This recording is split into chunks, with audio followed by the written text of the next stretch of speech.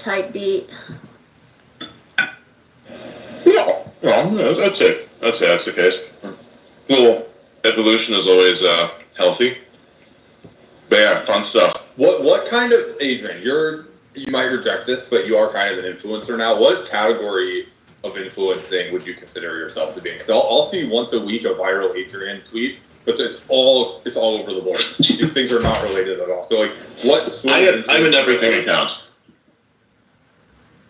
So I'm an everything account. I don't know what class that is, and nor do I really care. What? No. I fundamentally reject the idea of a reply guy, given that it wastes way too much time. Like, you can reply to certain things if it's like within the niche that you're targeting, and if it's of like for instance, if you were to put a reply that's actually valuable, you can only put out like say 5 or 4 replies, and you could get more.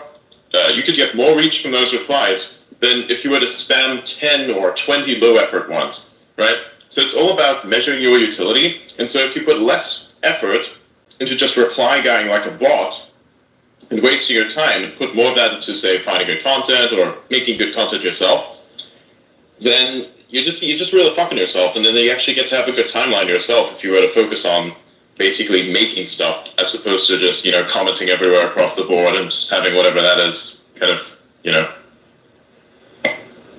So I don't know, man. I don't know what influencer I am, so to speak. I'm just an everything account. I call myself an everything account.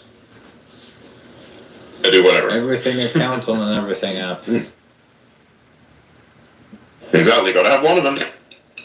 Look, I mean, you'll find random opinions about stuff. You'll find breaking news about wildly different things.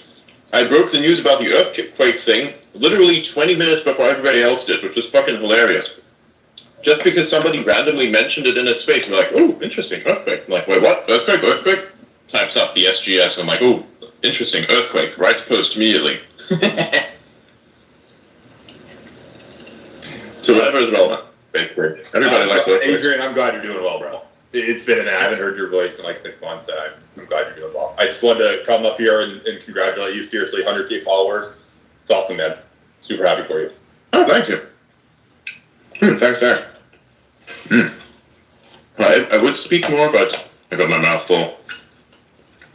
And I'm actually going to have to go in a few minutes. Because I have some stuff I need to do. Yeah, so what were you guys talking about before we crashed this party here? Dunkin' Donuts stuff, diet-based things. Dunkin' Donuts. The diet-based thing and Dunkin' Donuts thing was not a relation, by the way. We just happened to see this, and we're like, this is a trend now, I guess. Are there some proud Bostonians in this stage here? I don't know. Dunkin' Donuts is like the Starbucks roastery of Massachusetts. I don't know if you know this. No, I do not. Interesting. Yeah, Starbucks cannot be successful in New England, basically. Epic. How do we feel about the Dunkin' Donuts rebrand to Dunkin'? Come again? How do we feel about the Dunkin' Donuts rebrand to Dunkin'?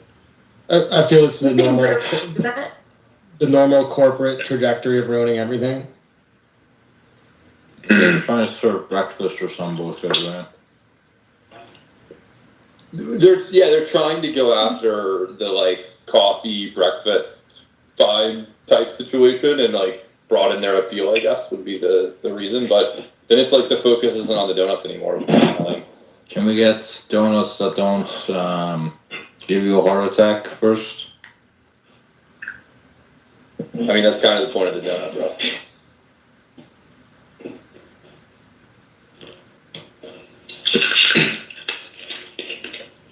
Aldo, what do you think? Do you think you can like run the show here? Because then I could just basically go AFK and like drive around and stuff. Sure. Like you out on Wiggle. Think you can like keep this going. Make sure there's no drag in this. Don't let up random people you have never seen before. The standard procedure. Alright, so pretty much when Adrian leaves, that's when we can start chilling. Is that the situation? No, if you start, no. I'm gonna kick your ass out. That's when we all just start screaming. He doesn't even know you guys, which means he has less of a personal value to you than anyone else here in this entire space. Even if I did, I wouldn't give enough of a shit to not kick you out. Are you gonna kick us for True. no reason? No, only if you start shilling or annoying or say something. He's not an authoritarian. Not yet. Yes. Not yet. Like, don't talk about your fucking grandmother's diseases and shit. Like, well, what the fuck is this?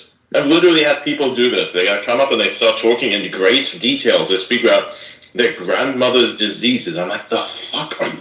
What? No one gives a fuck. How is this something that you just wake up and choose? You know, like, Can we talk about how there's my space like grandma 400 just won't- people, and then She just won't die. It's What? like the opposite. My grandma won't die. Like she, oh my like, fucking god, here we go. she just beat cancer again. She's Okay, like hold on. 90 something. Why is this a Everyone looks at her, problem? they're, Why is wow. this a problem? Are you looking for your inheritance? No, I'm just or, offering. like- No, I'm just saying if we don't like talking about grandma's diseases, we could talk about how my grandma like won't die. It's Okay, like the fine. opposite. So basically, the Queen of England, the That's sequel. what I was just gonna say. It is. She's still walking around. No one knows what's going on with that woman. Epic. She needs to donate her DNA to science so we can replicate whatever that is. She should. She really. It's odd. It's. I mean, good for her. Yeah, pretty much everyone in my family. If it turns out there's like 10% lizard DNA, we know what's happening. Pretty much everyone in my family lives into their 90s. Some of them live into their 100s. Into their hundreds? Yeah. But pretty much all Oh of... shit! Now that I think about it, my family too. Yeah. Wait, that's crazy. Isn't the oldest like in 120s or something, right? I mean, there's quite a bit of centenarians, so it's not that crazy. Yeah, I just posted in the replies the video of two realities colliding between Adrian and his doppelganger. And dude, this is over a year ago. This is July of last year. It's crazy. Feels like yesterday. Yes? Yeah. Is that true? Wow. Yeah. That time flies. That's crazy. It does. All right, so bottom line, just to get this out of the way, no pun intended. When Adrian steps away, Alda, all those strict rules that he set, you don't need to listen to him. You don't need Adrian to No, boss it's you not around. about me You're listening. You're your own man. Listen, it's You run not your about own me state. listening to him. It's just about the fucking standards I already have myself. Look, I don't like. There's a reason why I chose him, you see? People who have their own principles are great. All right, so It's like here's the people who deal. are... You've got a bunch of crypto centrist, you know? influencers, so we're going to try to morally corrupt you on stage. That's basically how it works with crypto influencers. Listen. Like, I am. Alda, did Adrian ever tell you about his dark past in the Bitcoin owners community? I mean, Dark ass. even if he had a dark past, it doesn't really matter. I don't know about Adrian's dark past in the crypto. I mean, it's not really a dark past. I mean, only if you don't like Bitcoin owners, then you might think it's a dark past. I just don't. You know what I don't like? Adrian thinks he's cooler than us now. Like, have you noticed that, Trevor? There's like a. Well, dude, he is. I mean, he Ever is. since Elon followed him and like retweets him and does all this like DMing with him, he just, I don't know. He's never been. I mean, he's objectively cooler than us now. So I in the measure LinkedIn this. graph, I'm like a second degree connection to Elon though now. I think, which is kind of sick, right? Don't Oh my fucking God. ever, like if you're ever in Silicon Valley, like pretty much everyone has met like Elon Musk at least once. It's really not as big of a deal as you're making it out to be. That is so true. Yeah, Well, it is. Literally That's true. everyone. But I met him gets like to 3 do times, so... Of course, everyone gets to do this with Elon Musk. I agree. It's super mainstream now, and it's not special at all. I agree with you, Adam. But look, at the end of the day, it's a person, right? Don't like put someone on a massive pedestal.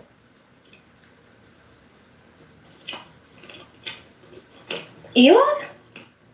Yeah, I mean, Elon should be on a pedestal, shouldn't he? At least a little pedestal. Well, do you know him?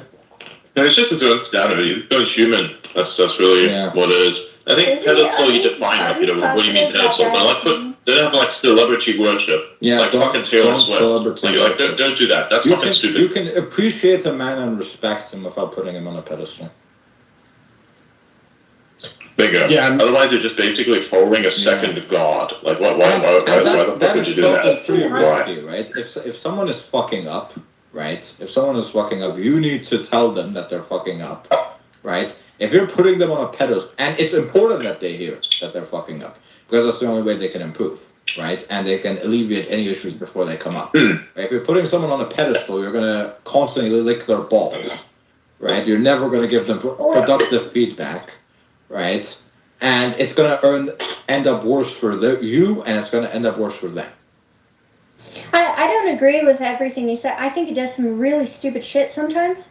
But like, fact of the matter is, in 100 years, I've thought a lot about this. It's like, how many people that we're seeing today are going to be in history books in 100 years from now? I don't think there are that many, but he definitely will be. That's true. Like, we're all going to be forgotten immediately, but he's Well, going to speak be for in the yourself. books. Speak for yourself. Out there, there's going to be somebody in like 100 years with a statue of Elon as their avatar. That's right? fine. Like, That's fine. That's a fact. That's fine.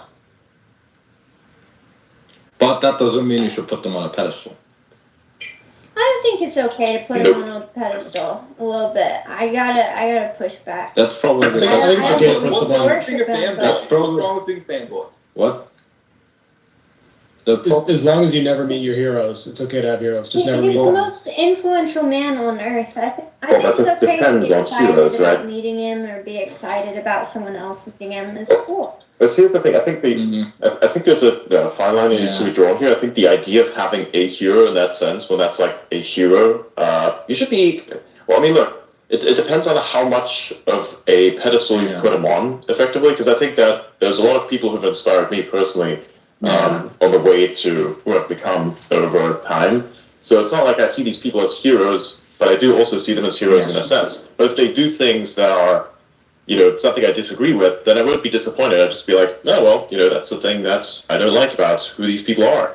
So you basically choose the parts that you like and kind of use that as the inspiration, because that's the only thing that actually matters. It's like saying someone else has had a really fucked up ass past in terms of like marriage or something like that, and you listen to how exactly that came to be, and then you make life decisions a little bit differently in order to avoid these outcomes that are bad. Then all of a sudden, technically speaking, you've been inspired by the person, but you have basically avoided the things that happened to that person by not being like them, also being inspired by them. Effectively, that's what I'm trying to convey here. Maybe that. it's a language issue then, or like that, because that's how I feel. Yeah, just semantics and definition, rather. Yeah. Yeah, like don't make your heroes basically saying, I'm going to idolize a bunch of people, and then when they turn out to be a bit different from what I effectively idolize, then I'm massively disappointed. The root of my being, which has been built up by the idol of this person, is now gone. It's like saying that God is not real, and like being able to prove this, like without a shadow of a doubt, to a fucking Christian. Like imagine that belief structure where it's just fall apart. That's what that's like. So that's the idea where I say, like, don't worship people, don't turn them into gods, because they're not gods. There's a bunch of impressive, extremely impressive people, right?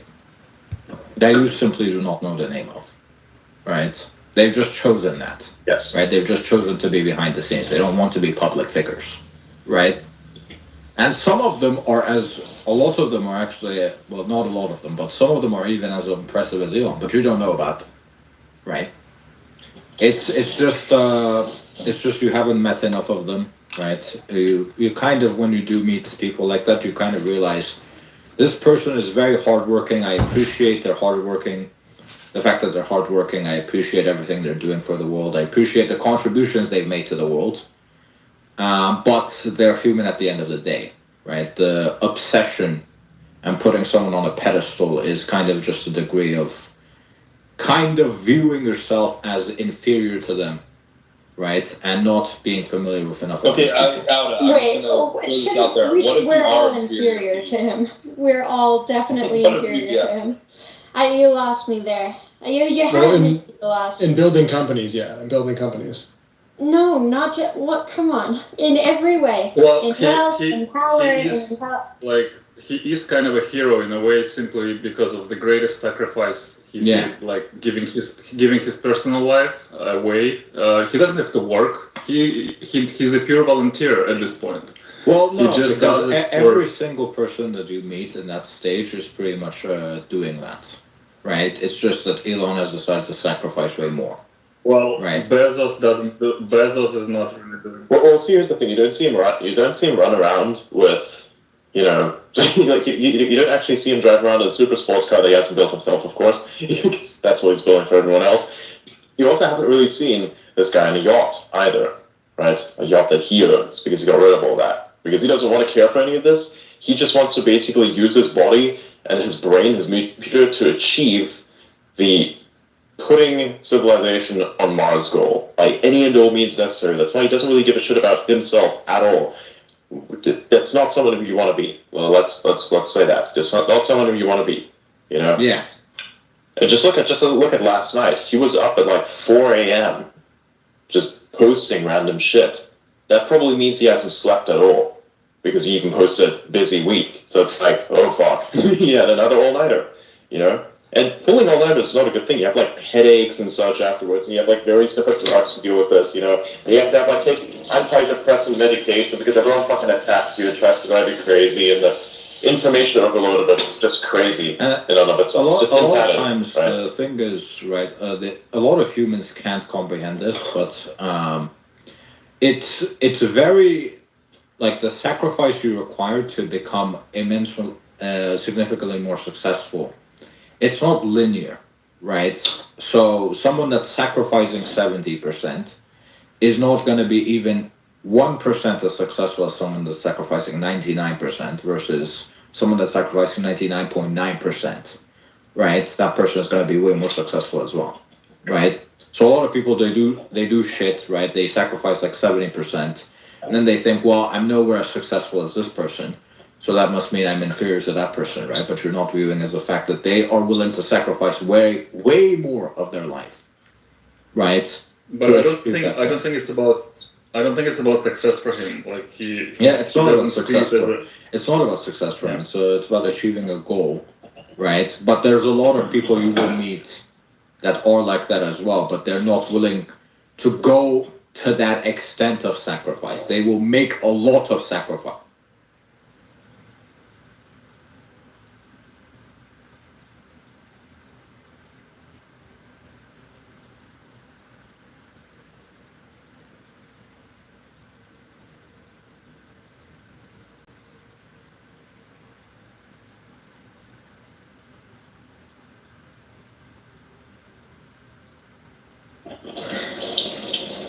Also, don't be brainwashed. Yeah. That's another thing. Like, genuinely think something is like something I don't really want for myself. Like, say, for instance, relationships. You know, these relationships are not necessarily sustainable because, you know, who wants to live this life with them, right? That's kind of an issue because, like, this kind of life is very self-destructive. So you need a very particular kind of mind that is as rare as his own to kind of like complement this, right?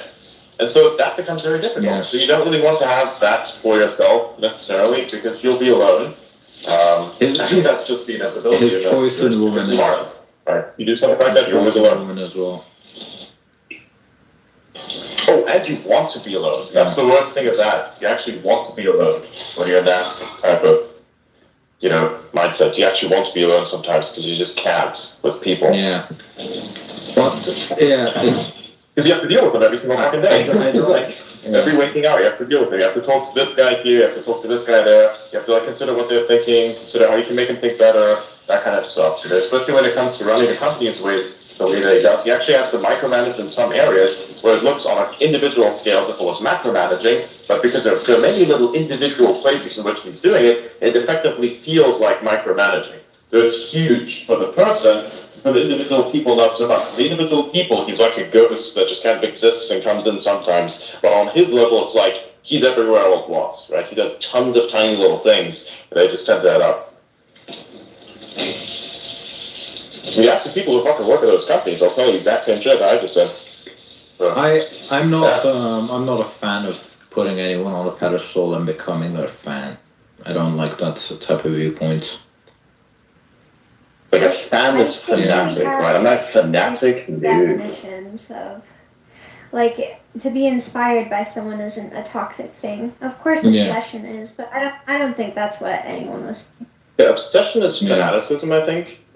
Like it depends, you know. You look at a feed of a person who's a fan. They like just post AI generated images of fucking Elon Musk every 10 minutes. Like that's a problem. You don't do that shit. That's kind of weird. You should be your own person, or whatever that is. Obsessed with like Elon, like marrying Elon, or like some of the like I meet some of these women all the time. They're like, oh my god, I love Elon so much. I love Elon. He doesn't know you exist. What the fuck is? I get this horse shit in my DMs too, and I keep telling everyone, please leave me the fuck alone. I have to make an official post saying, to whom it may concern, like fucking, and then stuff like, I am taken, just so people can leave me the fuck alone in those regards. I don't want this. And I keep saying it. It's like, how does that not fucking register?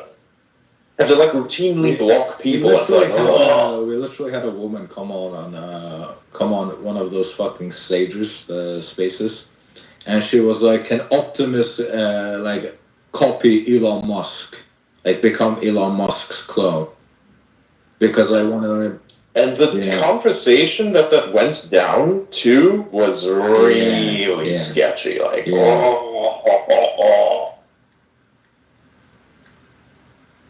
And then people who'd say some really weird stuff. Like one person came up and called me father. Like some weird ass fucking 50-year-old woman just like comes up and says all kinds of weird shit in languages that I don't understand, and then says father a bunch of times. I'm like, what the fuck is wrong? It's always the middle-aged woman. It's always the middle-aged woman. Did you say Father Almighty?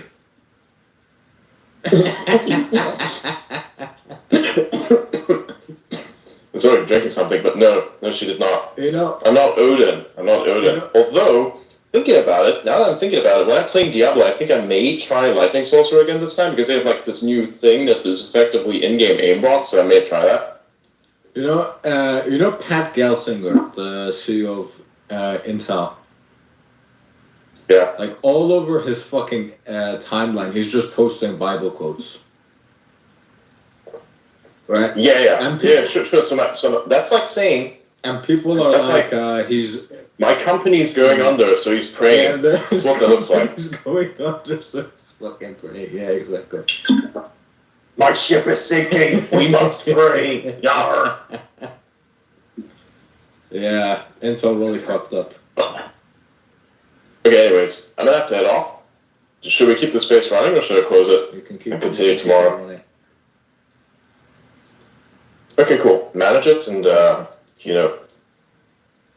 if they start shilling crypto, I'll kick them out immediately. All right, out of everybody who has one of the comic book profile pictures that looks like a monkey tripping out on acid, you should let them up. Okay, that's the game plan for the rest of the space. I ain't doing that. Seriously though, look, on the pedestal thing, look, would you rather everybody just live their lives like normal and mediocre every day, or they have, they experience emotions and have good, strong, great experiences in their life and bad experiences, and that's just what life is, right? So like maybe you do really dislike a specific person, and maybe someone else you do put on a pedestal and you do really admire them and they inspire you. But admiring is different to a pedestal. Admiration is different to putting them on a pedestal. I think that's where the communication issue is, because generally, like, that's what you admire something on a pedestal. You're looking up to it. You're admiring it. Yeah, putting something on a pedestal is kind of like making a statue of somebody or something. It just means we're splitting hairs here. People look up to them. I think we're on the same page. Yeah, but don't start like fucking worshipping someone, you know? I don't think anyone's worshipping anyone. No, they definitely are. They definitely are. I have seen it several I shouldn't have said anyone. I mean, like here. I see it pretty often. Okay, fair enough.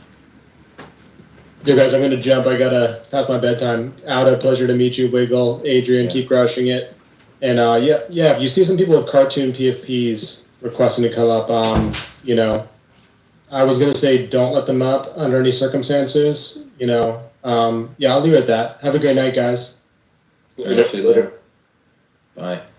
You guys know, since Adrian started this space, crypto has actually been ripping for the past 30, 40 minutes. Just pointing that out. Does ripping mean Oh my going God, up I or can see it all. down? Ripping upwards in Tony. Ripping upwards, okay. Elon Violently just let a bunch of upwards. NFT accounts up. Elon just let a bunch of NFT accounts up. I feel like Adrian is kind of doing the thing where he's like, he kind of pretended like he wasn't hosting it, but he's kind of listening in to kind of see, he's like testing us right now. And then maybe in 5 minutes we can start talking about crypto stuff. Why do you want to say you talk about crypto all day and you come in here and you want to talk more crypto? It's really just because Adrian said that we couldn't. All you need is Bitcoin, ETH, and Monero. You don't need anything else. And Doge. You guys are actually going to start this, aren't you? Let them up, guys. Request to come up. They just made a very outrageous statement. Nah, I'm not letting them. You have no one requesting to speak right now. I find that very hard to believe. No, I said I'm not letting them up. Not that they aren't requesting. At least let Troy up. Troy is a professional actor who's famous in movies. He's a cool guy. You should have him on stage. He's not just going to talk about crypto. I don't see anyone named Troy requesting.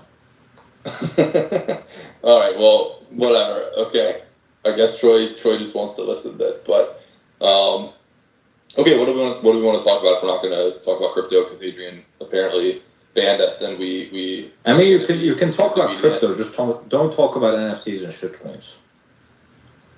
How do you define a shitcoin? Anything that is a shitcoin. That's pretty self-explanatory. If something's related to Bitcoin, does that mean it's not a shitcoin and then like all the don't other talk stuff don't is talk about shitcoins? ordinals. You don't need to talk about ordinals.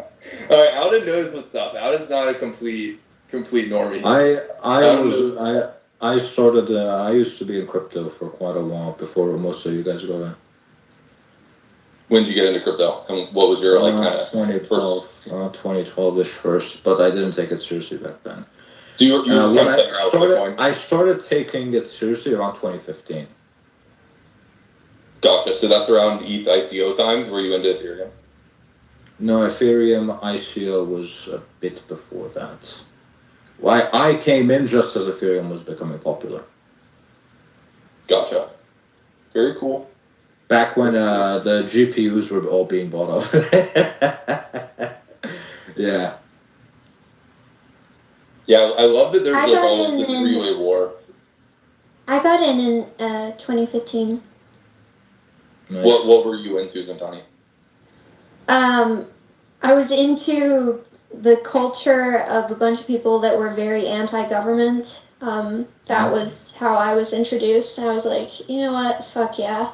You That were was like the whole. cypherpunk Bitcoin, OG cypherpunk Bitcoin before it got kind of hijacked by these like laser eye people. I'm an old frog. It's the most interesting thing that I've seen, I would say, is like culturally, there are people that have come into this space and taken on the culture of before of like not doxing, like not having an OPSEC, like having privacy, which was very big to these hacker dudes. That were very anti-government Bitcoin because does not handle that very well, unfortunately. no, yeah, but That's the whole most, reason Monero exists. But the most interesting. Oh, you're a Monero guy. I mean, He's a Monero maxi, in case you didn't gather that from his first comment. No, I get that, but yeah, but the most interesting thing to me is like seeing that like how many people have these PFPs and how many people care about an OPSEC and they don't even know why they're doing it. They're just picking up the culture from the last culture. That's the most fascinating thing, and they don't even know why it's there. Like most people, you talk to these people, they don't know what a blockchain is. They don't know how it works. They don't know what it is. Honestly, I probably spent way too much time learning this shit. I kind of gave up around 2020 though. Like until 2020, I was keeping up with literally everything. Once this NFT shit came out, I was like, I kind of gave up. I'm like, okay, I can't keep track of everything. The fucking NFT shit by itself is like a full-time job. I just bought some fucking Bored Apes. I made some money. I got the fuck out. I had a bunch of people screaming at me for selling the Bored Apes. I told them to fuck off. Joke's on them though. So are you completely out? You hold no NFTs anymore? No. Honestly, good for you. You probably played it pretty well. I played it NFTs really have been well. down only since that point. I played it really well, but then I lost like 90% of my money in fucking Luna. Oh, sorry, man. That actually really sucks. Yeah. Fucking Sam Bankman-Fried piece of shit. He's following me on Twitter. Give I'm me actually. next. That's the thing I'm most upset about is no one asked me if I was okay because I went from having a billionaire following me to having no billionaires following me, and not a single person in the midst of all that asked me Why do you how I felt care? about Why do you it. care why someone follows you or not?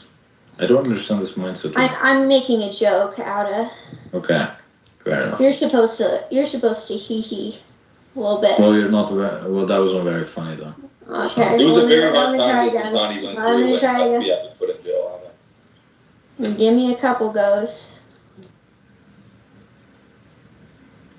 All right, so how much do we want to bet that Adrian's actually listening right now? And if we just started chilling and said something super offensive, he would jump on and kick me? I will kick you before that. I imagine Adrian wrestling like a gigantic slug right now. He probably just has something to do. I think some sort of creature came into his house and he had to start defending himself. No, he said before that he was gonna leave. I know you're making a joke, but it's not very funny. I know. I'm damn it. Okay, let me try again. Troy's funny. Get Troy on stage. Troy's actually professionally funny. You should get Troy on stage. All right, let me see. I don't see a Troy. Guys, look, that guy. I had you all come over here and nobody's requesting. I made the instructions very clear. Request to get on stage. We're going to chill to a larger audience. We need to pump our bags. The rules were so clear. You guys are messing it up so bad. All right, so you're talking about the monkey pick, right? What do you mean? The monkey pick, the super monkey pick. That's Troy, right? Oh, yes, with the red hat. Okay, I'm gonna let him up, but if he starts shilling some bullshit, I'm kicking him out. Do you guys want to talk about aliens? Hey, thanks, Adam, man. I like your style, man. You sound cool, and you just seem cool, and I respect how you handle your space, man. And I just wanted to say for the, as in the last 5 minutes of Leo's space, or the Ordinal Show space, Zintani brought up that subject that we already went over, that she already went over, and I was like, oh, Adrian's doing a space right now, and I haven't been to one of his spaces like in maybe 8 months or a year. But for the people that joined from that, Leo space, I'd have to say, if you guys can hear me, I don't even know if you can yet, but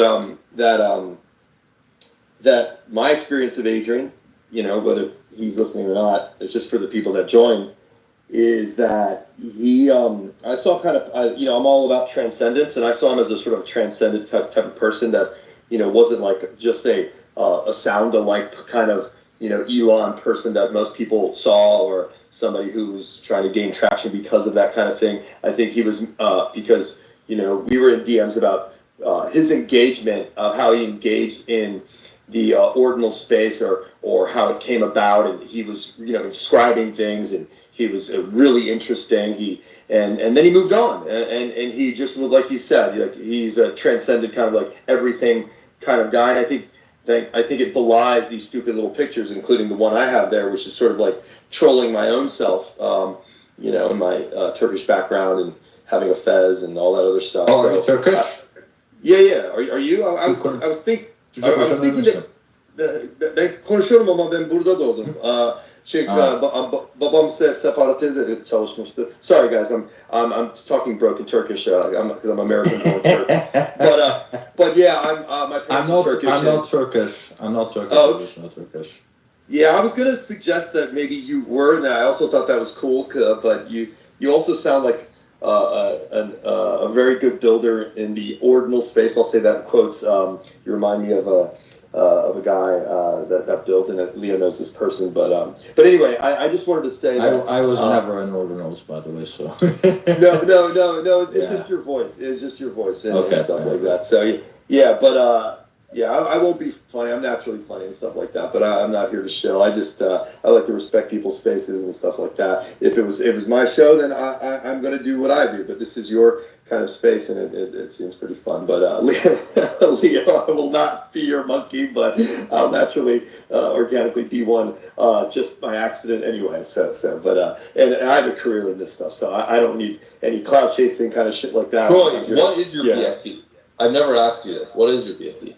No, we're not talking about that. I actually don't know. I'm not trying to get him to show. We're not talking I about promise NFTs. I actually don't know what his PFP is. No, I don't think no, it's anything related to I'll tell you what it is. It's a picture of a monkey with a hat, and it's an NFT. That's all you need. He's Is got that true? teeth. Is that true? Troy, It's actually not an NFT. It's actually, speaking of apes, it was, I had met, my dad who who's dead now. This is not a sad story. He lived till he's 90. He smoked for 80 years, so he lived like a champion.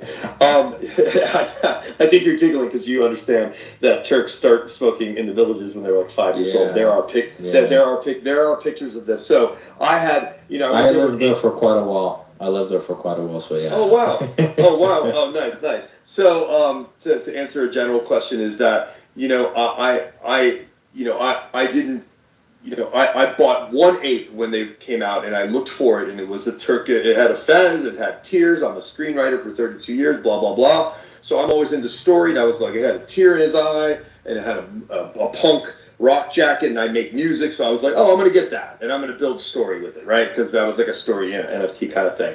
And then I troll myself. I think the best kind of people that to belie what pictures are. I think people aren't really meeting beyond the pictures. They just drive by and they see a picture and they go, that's what that person is. That's what they stand for. It's like, no, I'm actually trolling myself. So this comes from a project. I won't mention it is. I'll tell Leo on the other side because I want to respect your space, Outa.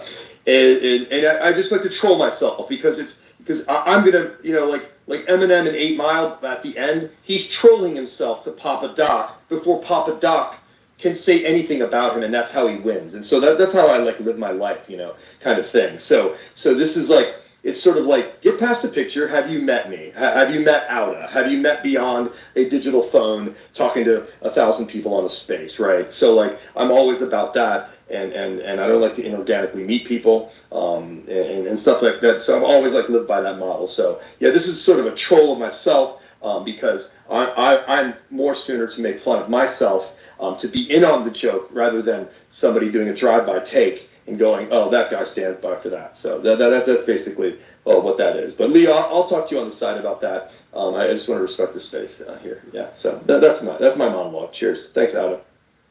Yeah, no problem. So Troy's gonna be kind of the good cop, and I'm gonna be the bad cop here. Okay, Outa, does that sound good? Good cop, bad cop. Yeah, it went better than I was expecting. Leo is very good at this. I knew before I was going to speak, I was going to be a very respectful person because I am. And because there's nothing angry going on here. So I know the game. But Leo is kind of like the old Barbara Walters of the space. He will try to keep asking questions until he tries to make the dents in a conversation that he's hoping to. Leo, but I'm still engaged. Go ahead. Yeah, it's just I didn't know you, right? So I thought with your profile picture, the second I let you on, you were gonna start shilling the NFT. Oh no, dude! It's no. I'd rather. You know what I like about people is like, I go to a lot of events, blah blah blah. And I like meeting somebody, and I don't know their resume, right? And I don't know what the fuck they've done. Like, I would sooner talk, like most people, like in New York City, I lived there 20 years, and a lot of cab drivers are of certain, countries, right? And some of these people, have, brown skin, right, or they have an accent, right, and they're getting disrespected, right. So I lived there, in the mid '90s through 2015, and some of these people have families and they have master's degrees that don't transfer very easily to America, right, where they're trying to, make their nut and trying to grow, and some, the person previously going into the cab, or the person, after me is probably going to disrespect them, right? And they're not going to treat them as people, right? So, like, and I'm always proving this, I'm always proving this, this infrastructure. And everywhere I go, like, the bathroom attendant, yeah, he's a person. He just has a suit on. He's working for a company. He's probably a gem under a rock that nobody else is turning over, right? So it's like, you never know. I talk to a lot of people, not just randomly. Like, I pick and choose, but I don't care status, pauper or king. They took a shit that day, and it stank. I don't care. It's you just never know who you're going to meet.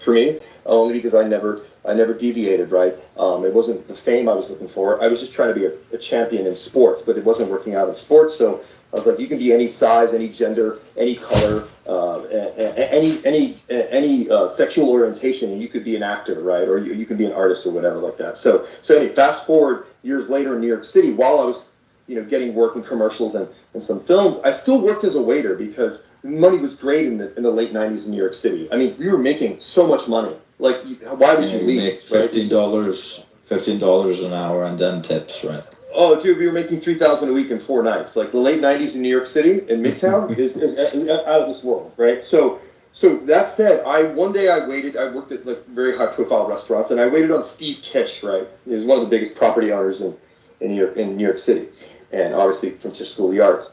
And he's with his family and stuff like that. And I was taking the order and stuff like that. It's very unobtrusive service. It was like a Michelin star restaurant. And I was like, hi, Mr. Tisch, I went to NYU. And I swear to God, it really like hurt for a second, but I didn't let it show. I said, I went to NYU. And he leaned over to whoever was at the table, and he goes, that's probably why you're still a waiter. And maybe it was the lightest joke, and maybe I should have taken it in jest, but I was like, you motherfucker, you know how fucking in debt I am based on my own decisions? Like choice words there, So like it's like service industry, like it just really like gets you out of. So I take your comment, being a service worker, like Bob Dylan, like you gotta serve somebody. He says that in his song, like no matter who you are, you gotta serve somebody, right? And it's like, It serving other people in an establishment like a restaurant or a bar or any other kind of service industry, it's like it gets your head naturally. The math right there is clear. It gets your head out of your asshole, whether you like it or not, to do service and try to take care of the table or take care of whatever going on. So I recommend that is the greatest breeding ground for like intelligence and natural education right there, and emotional intelligence, and it's I'd never forget that. And another a quick thing, if I may, I'm so sorry. I don't, I can do monologues all the time by myself at home, so I don't need a space for that. But here I am.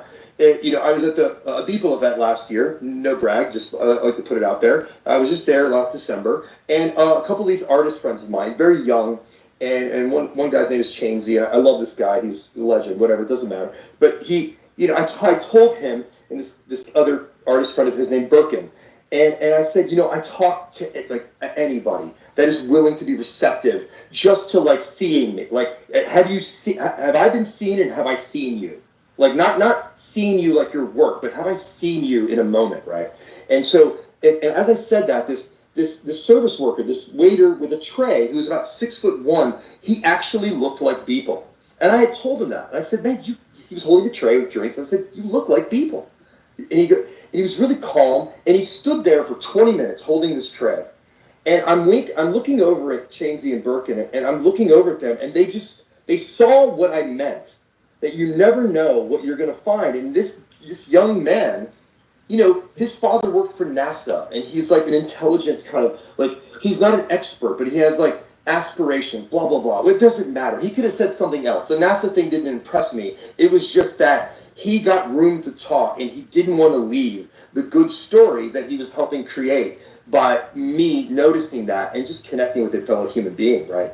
So like it's constantly proving itself. And listen, I don't recommend just talking to everybody, because a lot of people go, well, if I talk to that neighbor and I talk to this neighbor, that neighbor's always going to stop by and bother me. Well, that's because you're letting them walk you.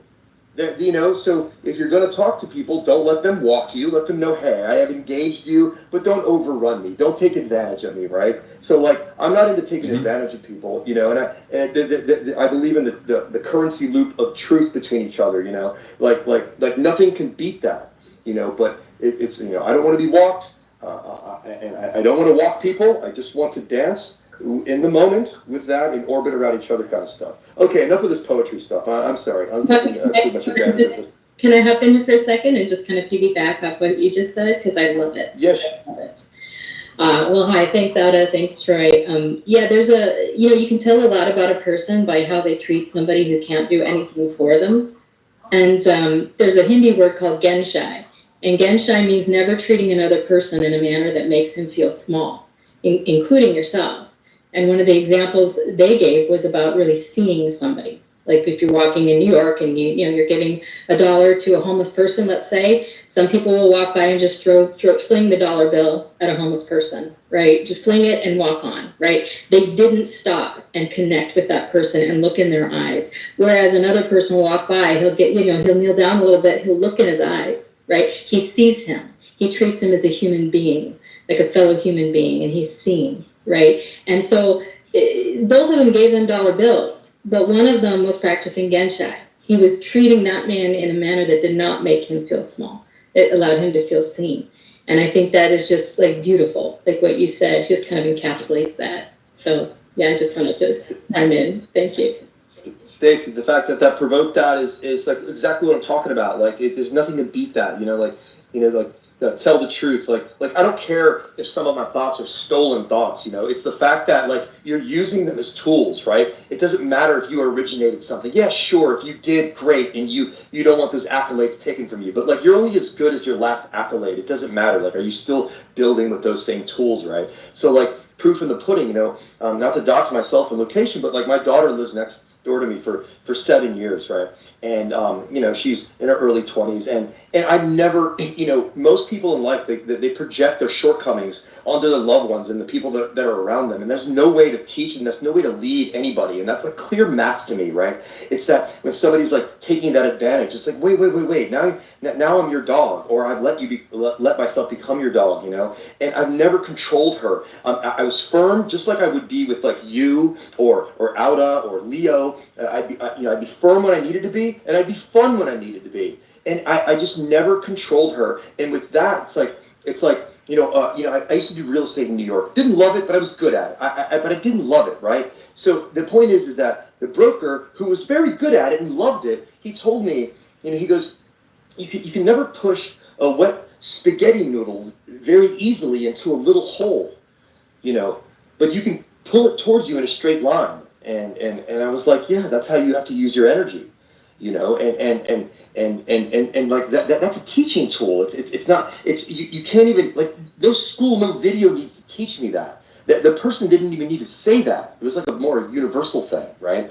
And these clear things, like even in relationships, or early on in life, boys, in my experience, boys are taught by other stupid boys to stack as many, girl relationships or whatever, just for like, because that's what you're supposed to do. And this is like the shittiest kind of teaching you could ever to teach anybody, right? So like, I'm very careful, like, especially in this space. I've been in this space for 5 years. I travel to a lot of, whatever events, and you'd be hard pressed to find like anybody, like, I would never like shit where I eat, because it's not important to like fucking like see a beautiful girl at an event or whoever you like. It doesn't matter, it is to like forego or sacrifice my wants to desire a woman who's at an event where one of us is going to be uncomfortable if it doesn't go right, and that person or me will not return to the event and not meet 100 other people that are quite like the people that are on this space right now, right? And so like, that's a good sacrifice to me. It's like, wait, there's other people in the world, there's other fish in the sea. And also, I'm not in the romantic business, right? I have wants and needs like everybody else, but like, I'm not, chasing a person so I can feel complete, right? That's a figment of some bullshit imagination that we've been taught, in Hollywood. And I work in Hollywood. I work in this that bullshit kind of business. I mean, every story in Hollywood is ego-based, right? There's no interesting story that is about a guru that is just so even, and there's no arc and no dramatic, rise and fall and resolution. Like that, those stories are ego-based, right? So it's not that it's like wrong to watch movies. It's like, if you're watching them, just know the difference. Kind of like what Aldo was saying. It's like, yeah, wear a T-shirt of a rock band that you like, but kissing the toes. I mean, like, catch yourself. I mean, you're totally just like, speaking of math, you're totally Xing yourself out of getting them to meet you. Like, they were a baby too, being passed around a room, being doted on, just like most of us in this room. Like, most people. And that is really disgusting as well, seeing like someone that is well, I guess it can be good, but if it's like someone you don't know, right? Someone you don't know, and they're like overly obsessed with you, right? And you don't even know they exist. It's like a kind of disgusting thing, Exactly, Aldo. Sometimes, like, listen, why would I want to know this person, right? Why would I want to know this person? Clearly adds nothing to my life, right? They just kind of want to take away my time. Dude, one of my favorite things to do, I do it all the time since I was a kid, is to talk to the loneliest person at a party. And I don't mean somebody who's lonely and depressed. It's somebody who just didn't come there with anybody, that no one is talking to, no influencer, no popular person, no person of clout. And I just like go and connect with them and just say, hey. And then all of a sudden there's like a little orbit going on. It's like, who's Troy talking to? Good, I'm glad you're asking that, because you should be asking that. You should be getting out of your own fucking head and just going like, have you met this person? You haven't. You have met their resume and you're interested in that. Sure, like, I see resumes, I get it. I make business, not to sound like a jerk here, but not without inorganic stuff, not without like like with no deception, right? With just a clear intent is that to be pure, have they met me? Because you don't make business, or you don't make, you need to be friends with people, and I don't really need friends. When I'll go back to, sorry, I go back. I just want to be seen out, and I think hearing. I don't know you that well, but like, it's like, have you been seen? Are you listening to the person's words, right? Like, yeah, sure. Could I be an asshole? Be like, oh, come on, let's fight and make this space so interesting and dramatic, like a Maury Povich show or some kind of talk show. But and the inverse of that, man, we don't really have spaces where you're getting fucking rifled off some fucking gemstones of like undebatable, unjudgeable, like fucking beautiful terms where people can go, well, shit, that's also dramatic, but in a great way. You know what I mean? So, and I think in the space that most people have taken on characters where they're probably saying the right words, but they have a lilt of an emotion that makes you feel like a piece of shit when they're delivering it to you. And I'm like, just take that lilt off. Deliver the words. Those are the tools I need. I don't need your extra attitude on it because it would just be fine.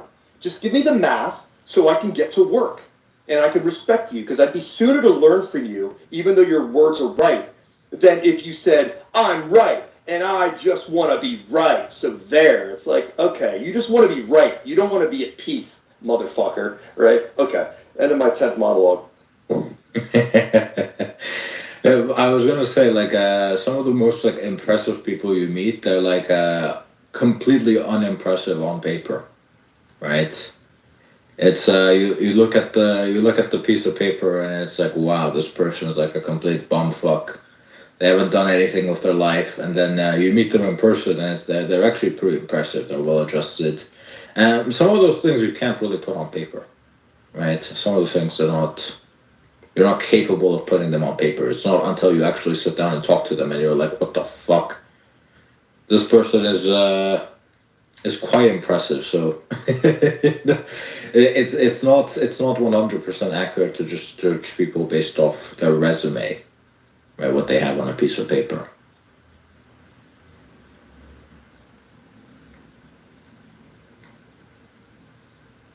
Yeah, if the resume is longer than one page, there is too much. They have too much to say. Yeah. Also, make sure to put your testosterone levels at the end of the resume. Just flex on them. Here's my testosterone. Here's my free testosterone. Resume finished.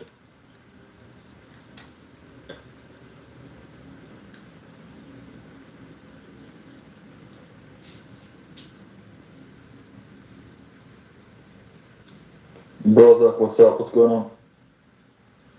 No man, just got off work, about to get some Taco Bell.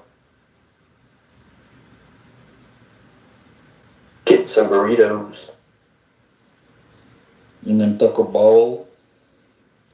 And a Baja Blast. Is it which one is it that destroys your behind? Is it Taco Bell or Chipotle? It's No, it's Taco Bell. Oh, both of them, yeah. You know, why the fuck are you? Both of them Like, rip off the bang bottom. myself up.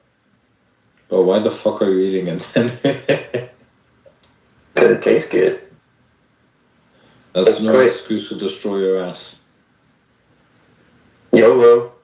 It's good on an input, but different on an output. Me and the toilet are best friends.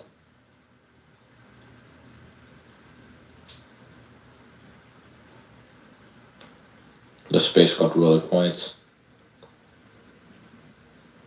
I actually do have to go to Chipotle right now, so I do have to hop. And that's not a joke. I'm actually going to Chipotle. So, guys, have a good one. Appreciate y'all for welcoming me seriously out at Wiggle. I appreciate you guys hosting the space. Glad we got to meet. And, yeah, enjoy the rest of your evenings, guys. Yeah, see you later, man.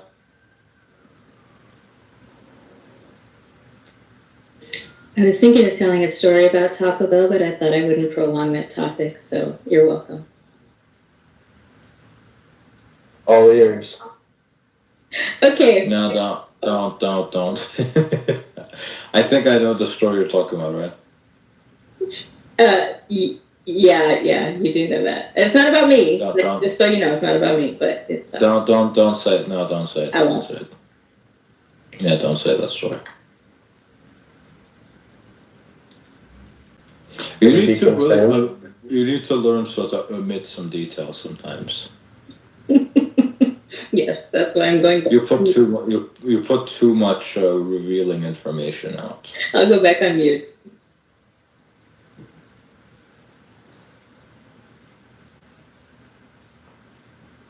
That's what X is for, right? What? So that's what X is for, right? Too much information. No, like sometimes you don't want to put any information that like puts you at risk in any way. You can tell a story about Taco Bell, and then some person figures out where you live based off that. People are crazy. Yeah, it wouldn't be that hard to find out where I live. So YOLO. I used to have stalkers, and then I just started being a bitch, and now I don't have any. Like, no one cares where I live. It's wonderful. If you guys are struggling with that, you should try that. I mean, you're giving us a live demonstration right now. Yeah. It's great. I live carefree. I can post my address. No one's coming to my house. No one wants to see me. If anything, I kind of miss it.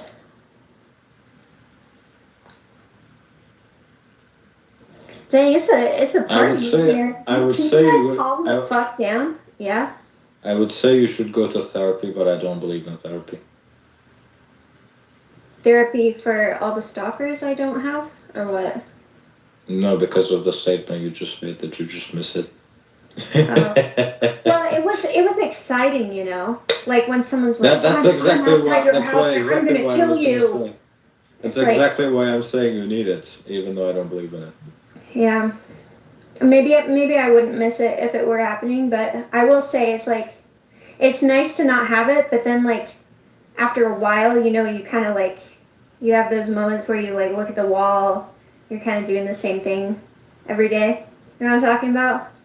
No, I don't. To the window, to the wall. Your address and not be a bitch to people.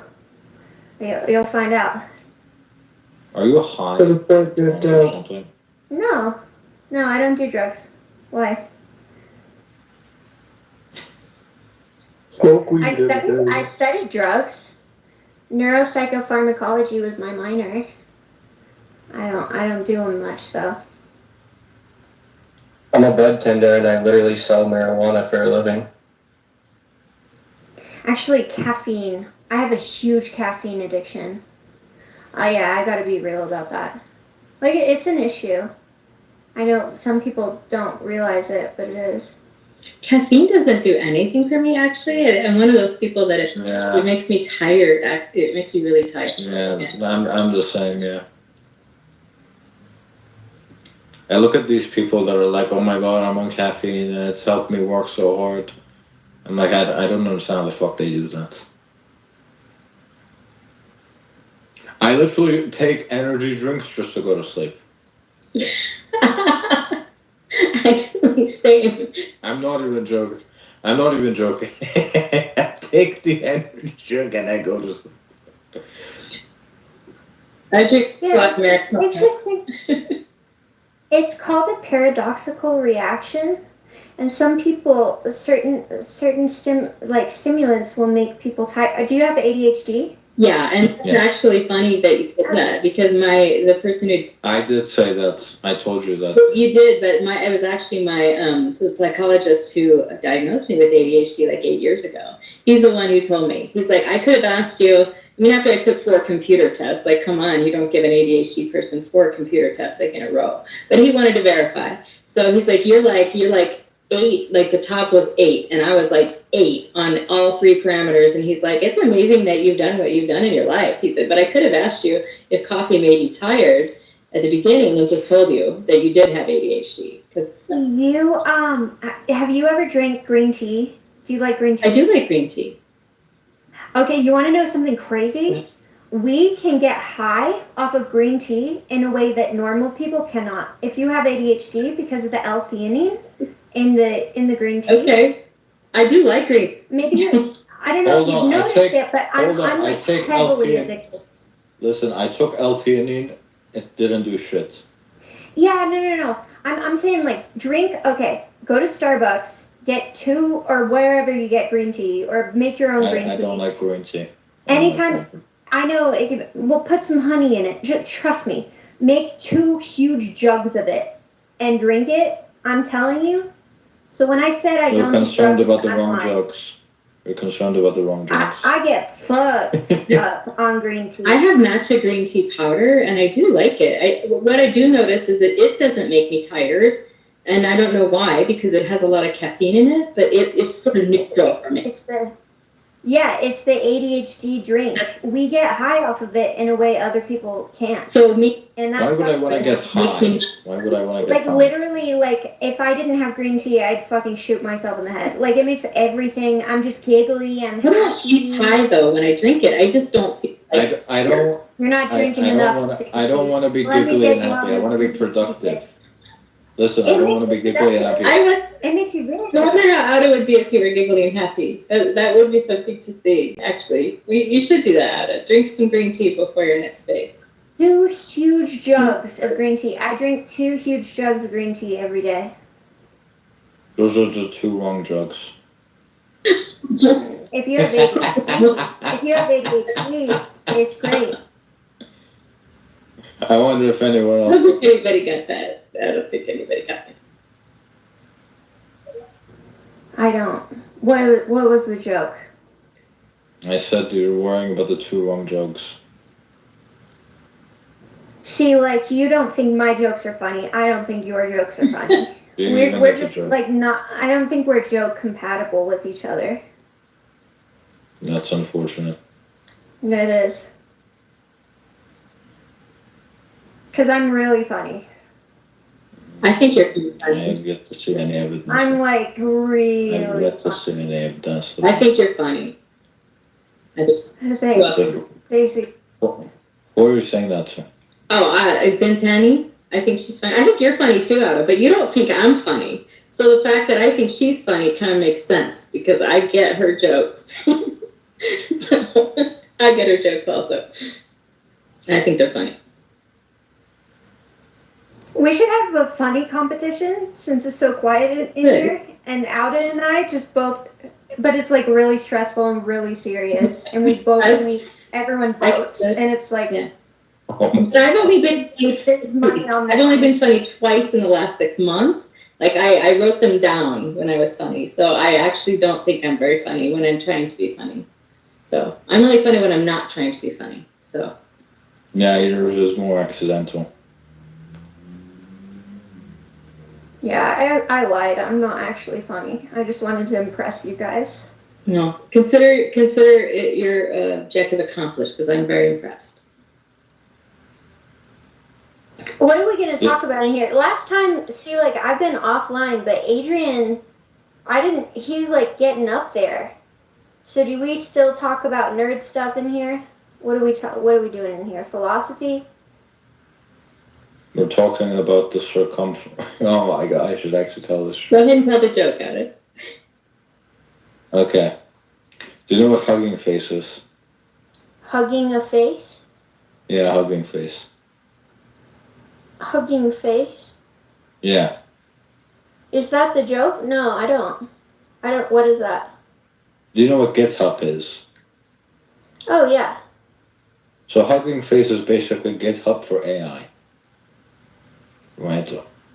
So AI is like, you know what AI is, right?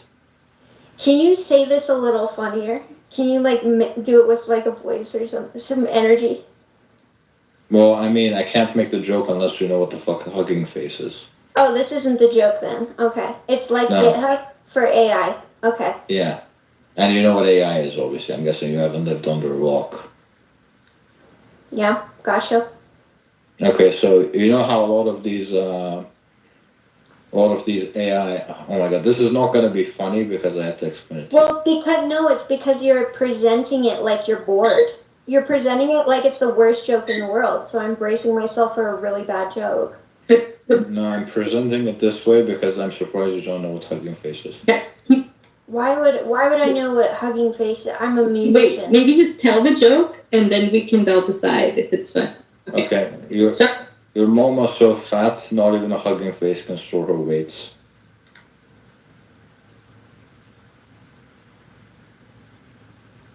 That's really funny. I know. Funny too. That was yeah. really good. I really like that. It is good. It's a Yo Mama joke. It's kind of funny. Yeah. The future of Yo Mama jokes are gonna be crazy. Instead of making Yo Mama jokes, they're just gonna send each other. They're just gonna airdrop each other photos of their moms' OnlyFans or videos. That's the future of Yo Mama jokes. For kids. These poor kids. They're already traumatized. Yes. Yeah. Yo, Shitani, you're in LA?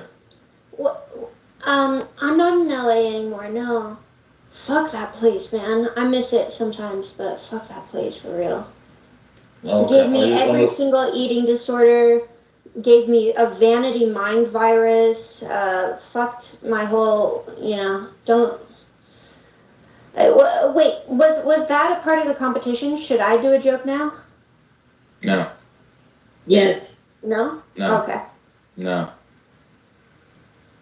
All right. Well, you let me know, Alda, if you want to take this to the next level. Okay, let's see. Let's see what next level is. All right. What did one autumn leaf say to the other? No. Let me do another one. I love it already. I like. What do you call a fake spaghetti? What? An impasta. Wait, hold on. Wait. Let me. Hold on, 1 second. What do you call it? Let me do it again. Oh, no. What do you call a fake spaghetti? An impasta. This is not Big Bang Theory. You didn't like that one? No. Okay. This is like Scott when he's had his dog chocolate. Yes, his dad joke. It's like dad jokes next level, and they're slightly funny. No, this is dad jokes minus. No, Scott is next level when he's got chocolate. Yeah. That is Scott. If you want to follow somebody with great dad jokes, follow Dr. Scott Walter. Yeah, it's good. Scott Walter. Yeah. Well, what do you call a couple of chimpanzees sharing an Amazon account? Did you say shining an Amazon account? Sharing an Amazon account. Go ahead. Primates. Yeah, I got it. I think the funniest thing about this is the complete silence after the joke. I've never been a part of anything like this before. I'm grateful to be here. Isn't it definition of a dead joke? Yeah. Do you have a joke, Wiggle? Do you think you can do better? No. You're scared. Nothing comes up right now. You're just not a funny guy. Somehow I knew Wiggle was going to say that, though. I knew he was going to say no. After a few seconds pause. And I was right. I'm actually going to New York to direct a web series for a friend. Why the fuck are you going to New York? To help direct a web series for a friend, but in it, he's playing this guy that is trying really hard to be a comedian. And so I have to go.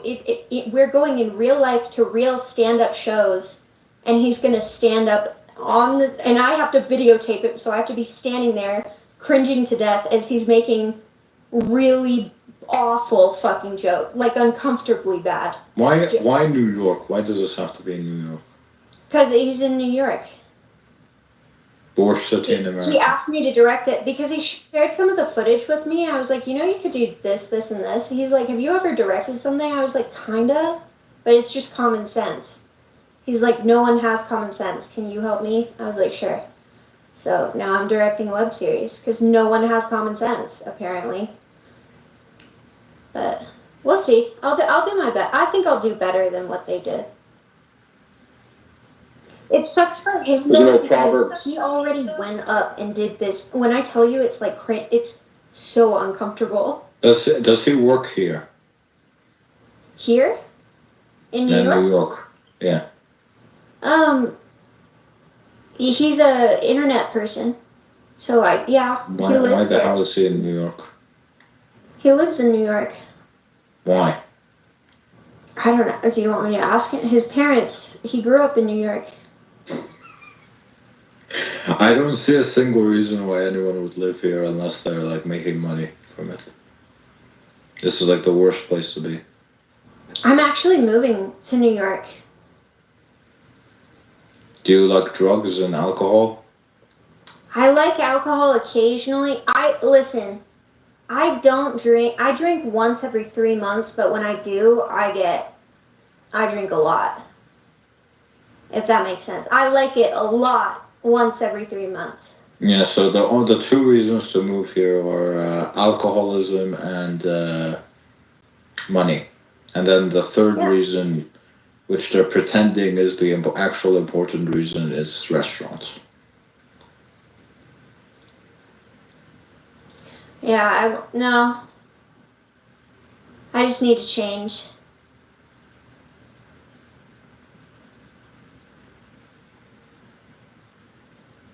Where are you at now? I'm in Colorado. They say Colorado. Colorado. Yeah, I love my apartment. I wish I could take my apartment with me and just put it in the middle of New York. Oh my God, I wish. Because I know. Manhattan?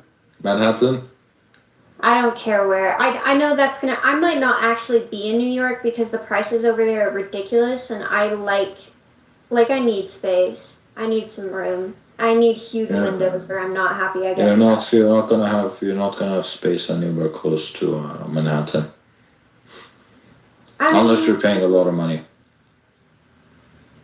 I could just get a rich boyfriend. Well, I thought we don't like that here, do we? We don't. I thought you just said that you were so crazy that you don't have any more stalkers. So I don't know how exactly you're gonna find a boyfriend right now. I'm joking. I want to be up in there, you know, but I don't want to be so up in there that I can't have a nice place. Yeah, I don't understand why you would move here in the first place, though. There's lots what of is stuff the going on. logical reason? What is the logical reason to move here? There's a lot of things going on in New York. I mean, I've been here for years and I still haven't figured out what exactly this is. There's way better states for things that are going on. Well, it's like it's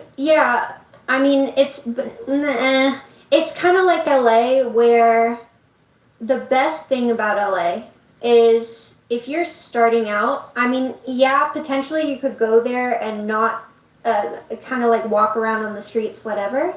But if you're like playing social chess, it is really easy to get in the middle of places you want to be and to meet the kinds of people you want to meet. Maybe not interpersonally. I imagine New York also is not good for like meeting like good loyal friends, but if you're just like New York is worse than California. New York's worse than California. You have way more luck in California than you do in New York. I bet. I haven't been there yet, so I don't know. But I have more friends. I have more of those friends in California than I do in New York, and I don't even live in California. So the people here are not pleasant. Yeah, But the people here are pleasant, and I'm sick of it. It's so boring. Nothing's happening here. It's just boring. Everyone, literally every single person I have met here is like, do you have a dog? Do you like going on hikes with your dog outside? I love going outside This with is my dog. That's their whole personality. this is another problem with society. There, this obsession with animals and having animals, pets. Well, I love having pets. I need more pets, so I disagree. I think it's just because you're in Colorado and you're surrounded by a bunch of children. Yeah, you should have more kids instead. You should have more kids instead of pets. Well, and also as in Colorado, I used to live there as well. And in Colorado, everybody's like, what do you do? And they're not asking like what you do for work or anything. They're like asking what outdoor physical activity you do. Like, oh, I ski, I snowboard, I do this, I rock climb. Like, and it's weird if you actually tell them what you do for a job. They're like, oh, you're not from here, are you? Yeah, I lived there like 8 years, so. Yeah. I haven't gone on one single date because every date proposition has been going out hiking. Let's go hiking. I don't like hiking. I read books. I sit inside, I read books, and I'm a little gremlin. Like, that's it. I'm a goblin. Like, I don't want to. Hold on, do you read books or do you read smut? That's an important distinction. Oh, do I read books or do I read smut? I have some fucking smut right next to my bookstand. I knew it. I knew it.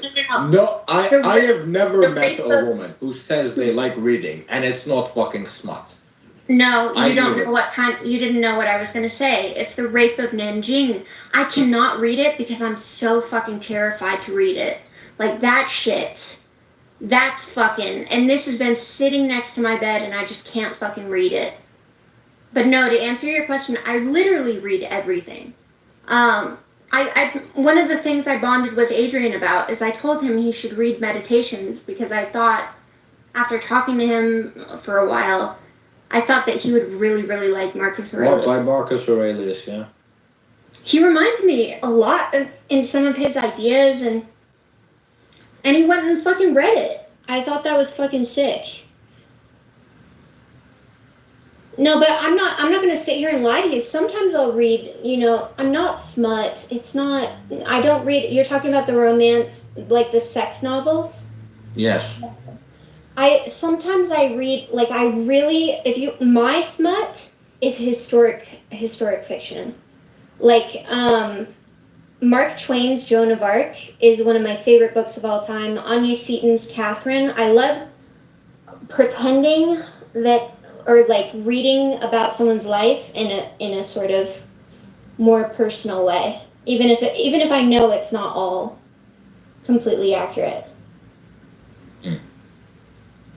But I just, I don't know, if I think something looks interesting, I read about it. I last week I read about some African, some magic, like voodoo.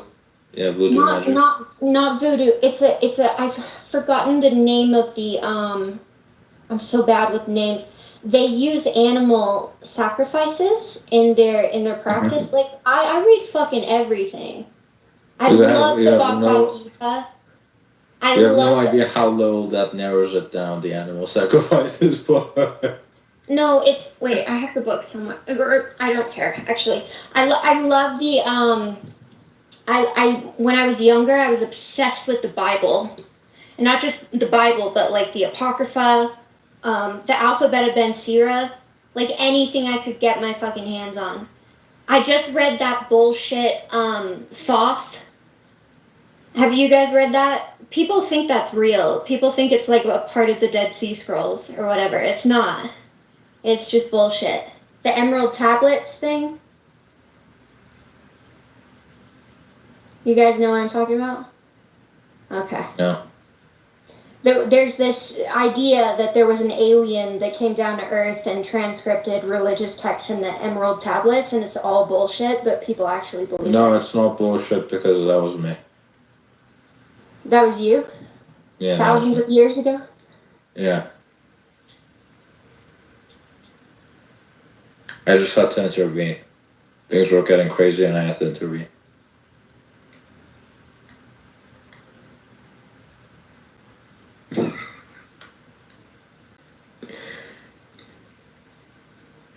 It's kind of hard to follow that, isn't it, Cynthia? You don't know quite know what to say when he says that. So.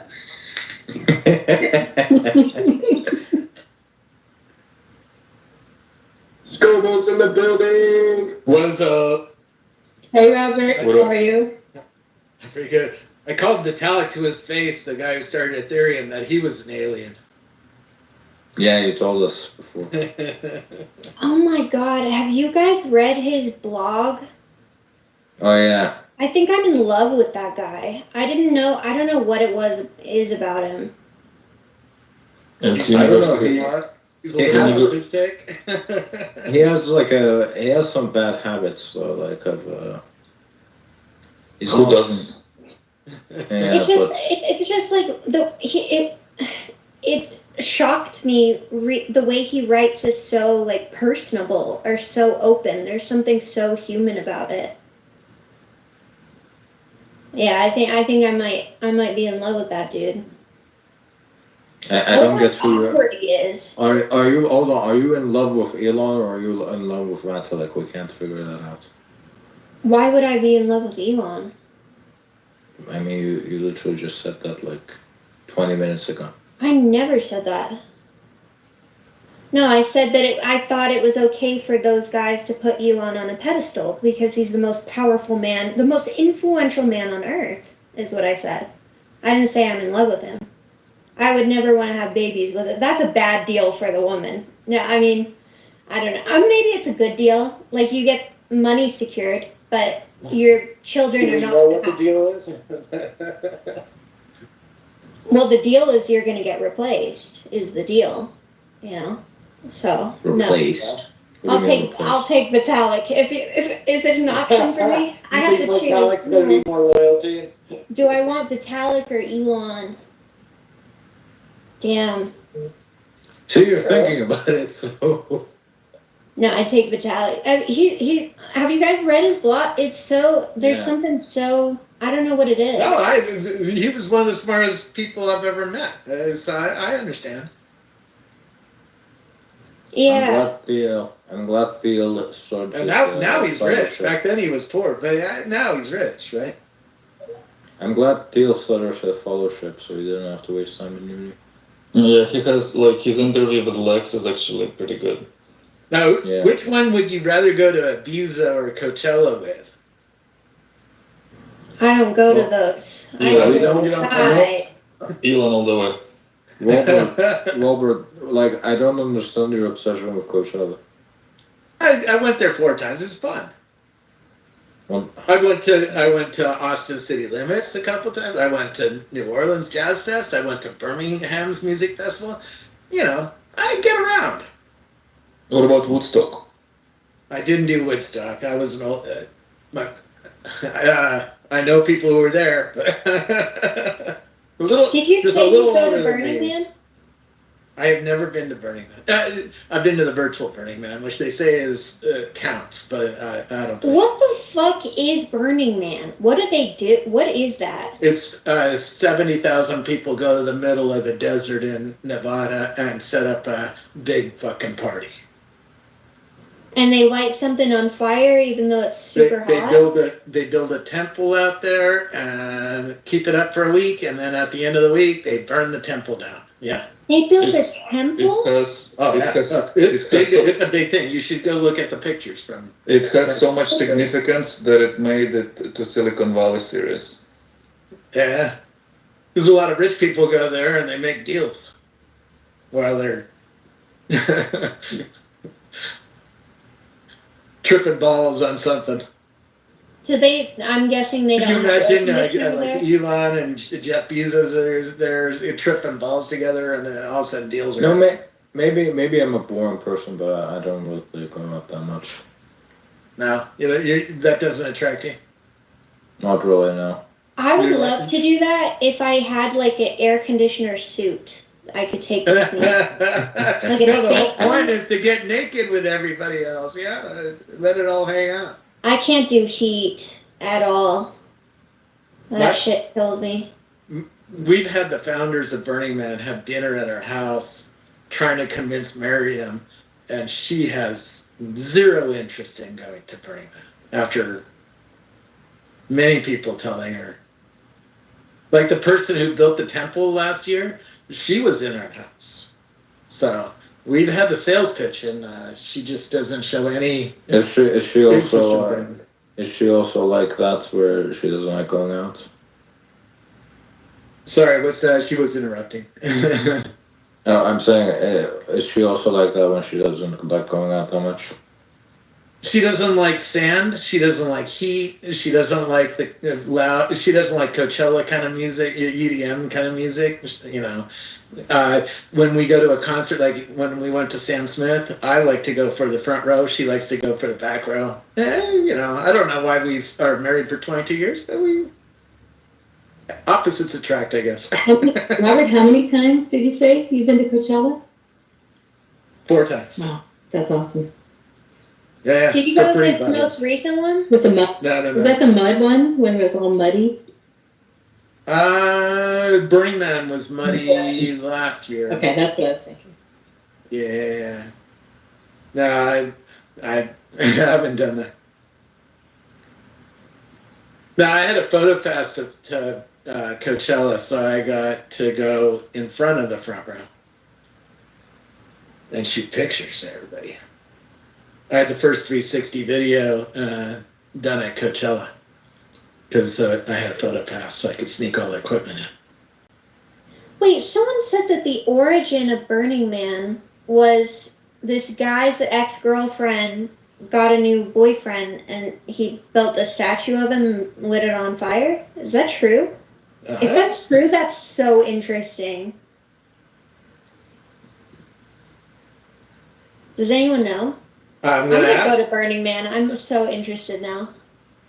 I see a meme. I see a meme coming.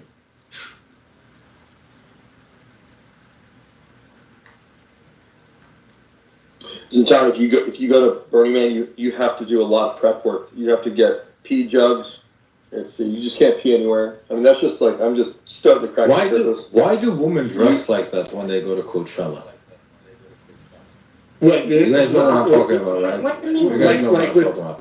With Have you seen I him have a then? lot of pictures over on Flickr of all sorts of people who went there. That there's a wide variety of dress there, you know, from t-shirts to really, really expensive clothing.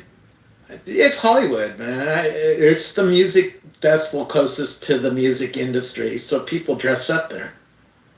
What? It's a thing, right? If you They have a don't- hot they body, don't you're dress up, they 22 dress years old, down. man. They No, dress no. down. That's not called dressing up. No, you should see some of the clothing people are wearing. It's really amazing, you know, a place to see human beings there. It's really fun to answer your question. It's really, really fun to dress up like an art piece or to turn yourself into an art piece. Yeah. Hey, Like yeah. I know it. I'm assuming you're insinuating like why are the hoes being hoes, but No, these like, are it's not- these are actresses that are dressed to the nines out in the No, desert. I'm not talking about the singers. I'm talking about the. No, I'm talking about the that go people in the audience. I passed the VIP. They're dressed up. These people. I've been to a lot of music festivals over the world. Coachella is 2 standards of deviation hotter than any other music festival because it's close to Hollywood. Hollywood has next level people, man. yeah, if I couldn't dress up if I couldn't wake up one day and dress like a blueberry just because I feel like it, I'd probably just neck. It wouldn't be. That's like 80% of the happiness in my life is like making outfits, just ridiculous art piece outfits. The CEO of Autodesk had a suit made for him, cost like $10,000 for Burning Man, for him to go to Burning Man. So yeah, put some lights, some But computers. a custom made suit for 10,000 is kind of cheap though, especially if it's quality one.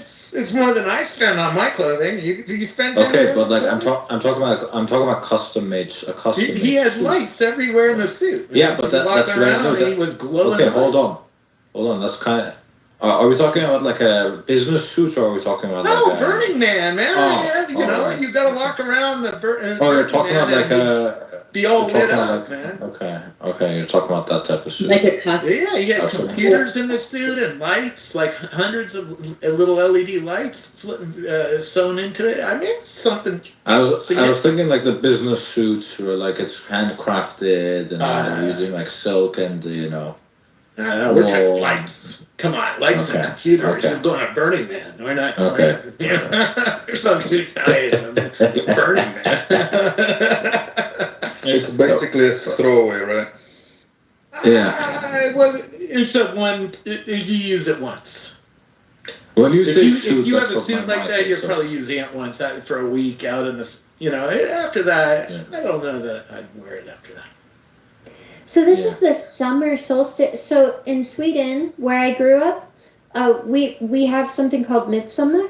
Yeah. Where it's kind of like Burning Man, except if you like made it about fairies. You just like took a bunch of fairies and put them in a forest. Yeah. Like all Burning Man people. You make a big maypole and you cover it in flowers and you put flowers in your hair and you dance around it and you pretend to be frogs. Yeah, that's sort of where. ChatGPT says Burning Man was founded in 1986 by Larry Harvey and Jerry James. It began as a small, spontaneous gathering on Baker Beach in San Francisco, where a group of friends burned a wooden effigy in celebration of the summer solstice. Yeah, that's what. Yeah, I just found that. Someone said it was about some guy's girlfriend got a new boyfriend, but I don't know. Maybe it's also a part of this. People make all types of stories. I don't know. It fits, right? You know, if you're really angry at somebody, let's build a statue of them out on the beach and burn the fucker. You know, it's and party. Let me jump in here. It's probably a good way to send a message too. Yeah, we burned you you, know, man. You know, that's the message. You were the Burning Man. Imagine how awkward it would be to be the guy they're burning, and you're like a part of it and smiling and laughing, and then you realize it's of you. Oh, okay. Not the guy they're actually burning, but the effigy, and then you realize you're that guy. That would be awesome. No, I mean like imagine you go there and then you're actually burning on the stage. There's a lot of metaphor in the temples as well. In fact, you go in there and you do a little prayer and you write things on a piece of paper and you leave it there. And the things you wrote down, like if you're grieving somebody or, you know, have something to close the door on in life, you write it down and put it in the temple and then it burns up and that thing burns up with the temple. Is it just to close things out? You can't do it to get things? No, it's to burn through the experience of like letting things go. It's not. It's you know a lot of artists. You know, some artists will take their art back, you know, with them, and they might wait a few years and bring it back to burn it. You know, but it's. You know, but are you allowed to there's some things that aren't burned, right? Are you? Listen. Yeah. Are you allowed Temple to mentioned. It's time to talk about Temple OS, God's third temple. Temple OS time. Will AI be allowed at Burning Man this year? Could you potentially be like, could you be tricky about it and be like, I am letting go of not having $5 billion and then burn that? Yeah. You could do whatever is on your mind. You could write it down, you know. Why would you burn $5 billion? No. You're letting go of not having $5 billion. Oh. What would that do? It's happened to people. Usually, it's not you burning the $5 billion. The market took it away from you or something like that. Right? If you're a planner. No, I'm saying. Okay. I'm still trying to catch up. I'm saying I want $5 billion. She's saying she wants How $5 can I get $5 billion? billion. You can't. You know, I will. How many I times was have you gone, Scoble? and I thought, man, if I just touched the dude, maybe some money will leak out into me. No, that didn't happen. I even asked him for money. He turned me down. You know, true story. I asked him a couple of times. Hi, Gary. Did you just ask Robert how many times he went? Yeah. How many times How many I times you went? went to Burning Man? 0. I went to the virtual Burning Man. Oh, okay. But I've had the founders in my house at Burning Man.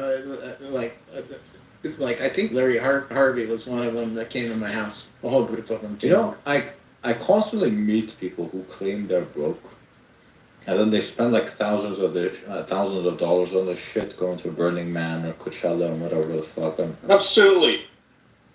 Yeah, I had a friend. He had a vegetable oil car that he drove there, and it actually broke down while he was there. And this guy barely has any money, yet he managed to go there and destroyed all his electronics because of the dust.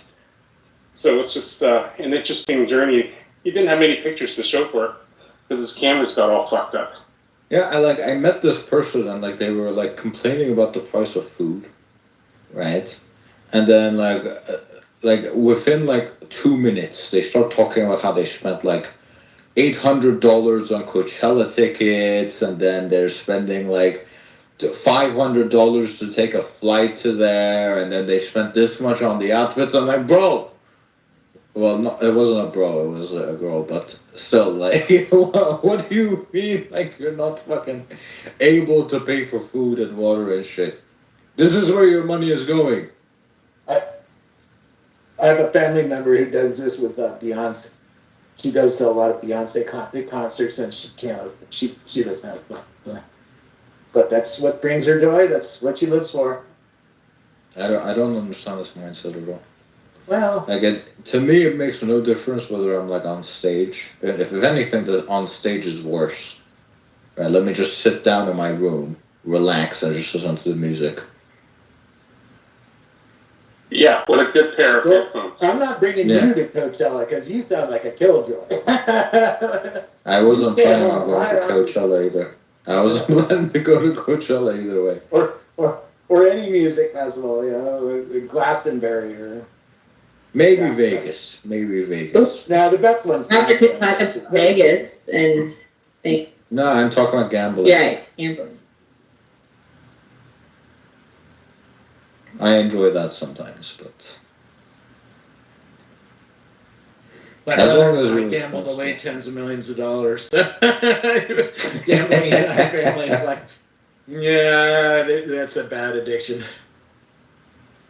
I've never actually been addicted to it. For me, like I set like a budget, and then I'm like, this is my budget for the day, right? Let's say I go in with like $5,000, and then I'm like, if I lose this $5,000, whatever, doesn't matter, right? I don't put any more money after I've lost it. I just see it as kind of. You're like normal people. Have you won anything big? Like you, but once in a while, like my brother-in-law, he can't stop. He just can't stop gambling. He can't stop even after he didn't have any money. He would play it on. He would play games on his phone because his mind is addicted to gambling, right? To that dopamine release. Yeah. It's a tough one for so many people. Overall, I'm down quite a bit, but. He lost tens of millions of dollars. He was an executive. I'm not down that bad. But I don't mind it because I just saw it as fun. That's kind of like money you spend to have fun, yeah. But yeah, getting addicted to that shit is gonna kill you. I've never understood the people that like. Yeah, the mob will kill you if you don't pay your bills. You'll end up in some weird plot in Vegas, in the lake with some concrete around your ankles. They've actually been finding, that's what I heard anyway, this under, but they've been, like, they drained the lake up there, and... They found some bodies, some barrels? No, I mean, unverified, like, don't take my word for it, but I'm going to be researching that now, because that's what I heard. No, I've heard it too. Just don't borrow Vegas money. used to be run by the mob. I mean, it sort of still is. Yeah. Don't borrow money for that shit. That's just good advice.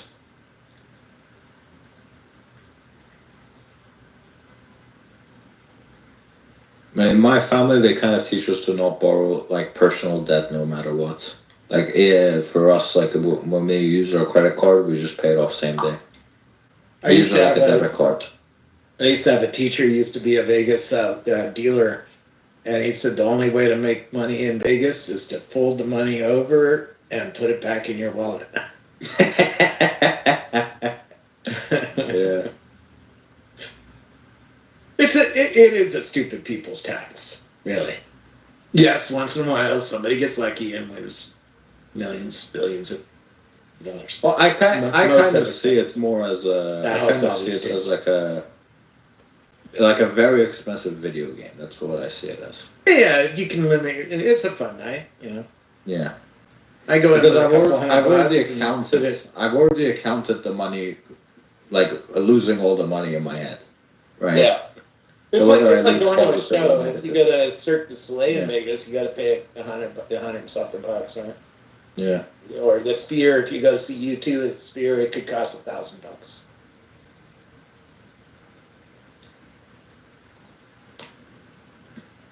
But yeah, I think it's something. Most people, unfortunately, don't have that level of control. I think. No.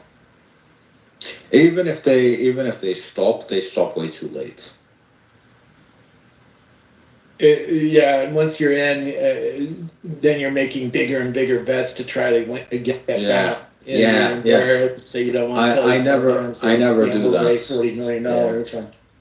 Yeah, I never do that. Yeah. And then the dopamine hits get bigger in your head too, right? It's like if you win, if you come back, oh my god. Right? You know, my worst one was when I decided to put 50 grand on a single roulette spin. That's I've never done anything like that. I've been next to people who do that. I'm like, you got some back to lay down on the table. I still remember the day I put it on red, and it hit black, and I'm like fuck. That'll teach Yeah. you. Yeah. See, that's the kind of stupid shit I do. You get up, got some money. Let's put it all on red. In my case, I put it all on black, and a red would come up, or a green. But yeah, it's kind of crazy the people you meet. You kind of understand how how much money actually exists out there. Oh, yeah. Like you sometimes meet these people in the casino, right? Yeah. Not in the American ones, but like in the European ones. Or go over to Singapore. Singapore's casino. Yeah, Singapore. More money in a month than the strip in Vegas makes in a year. Those people gamble big. No, I think that's the Macau one. That's Macau. I heard it was Singapore, and then Macau was even bigger than Singapore. Yeah, Macau is now bigger than it's Singapore. Yeah. Calmed down a bit, but when it first opened, they made because Macau is a kind of a money laundering for Chinese people, right? And so what happens is that in China, you have a limit of $50,000 a year that you can take out. So what they used to do in Macau, and the Chinese government's kind of cracked down on this, which is why it's calmed down, right? What happened was that the Chinese people would kind of buy $100 million experience, quote unquote, experience to a Chinese company, and then they would coincidentally get like a $99,500,000 in chips when they landed in Macau, right? Yeah. And then obviously 500,000 would be 500,000 would be for the room and the flight and everything, the actual experience, right? And then they would spend their money. They would gamble a bit of it. So, they would lose some of it. That's kind of considered like the fee.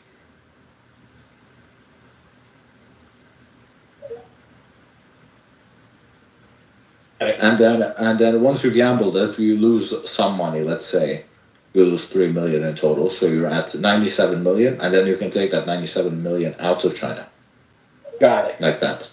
Got So it used to be a massive gambling operation, which is why they did in Macau alone, they did 10 times more gambling than all of Vegas. Yeah, Period. Right. yeah, that's pretty But insane. a significant portion of it was that the Yeah. money laundering. Got it. But the Chinese government's kind of cracked down on it. Yeah, they don't want the money leaving anymore. Yeah, they don't want the money. They're like, our economy's shit, man. No, you can't take your money and go to America with it. No, Yeah. go to Dubai with it. No. Yeah. Have you guys seen that speech that I don't even know what you call them, the communist leader, what is he called? The Chinese leader, the premier, Chinese leader, is that what you call him? Chinese leader? Have you seen that? Premier. Where he's like, Yeah, premier. he's like, and the blood of our enemies, shit speech. Oh You know no, what I'm that's talking about? hold on, that could be a mistranslation. Scares the shit out of me. Hold Oh, on, really? hold on. That could be a mistranslation. I think I know the one you're talking about. So in Chinese characters, it's kind of weird, right, to explain this shit to people that don't know how character-based languages work. But basically, that type of shit doesn't really.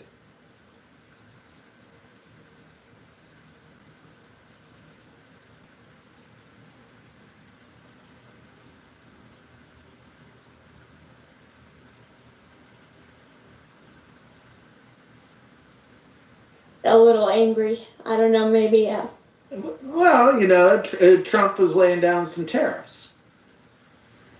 Yeah. No, but I think the one you're talking about, I don't remember the exact details, but I think the one you're talking about was they actually inferred one of the Chinese characters incorrectly for that one. Oh, really? Yeah. Translation error. It's not Okay, necessarily good, because a I've been translation on error. edge since I It's saw not that. necessarily a translation error. It's just that Well, it's an It's the error language- where a true the meaning language, of what he yeah. said didn't get across to us. Yeah, Or, yeah. perverting it with whatever. yeah, the language just works differently. Oh my god, I just found this out like a couple months ago. I think it's the funniest thing about the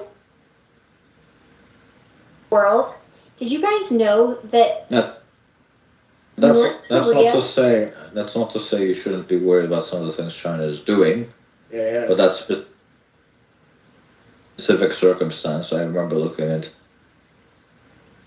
that, and it wasn't as bad as people were making it Did out. you guys know that North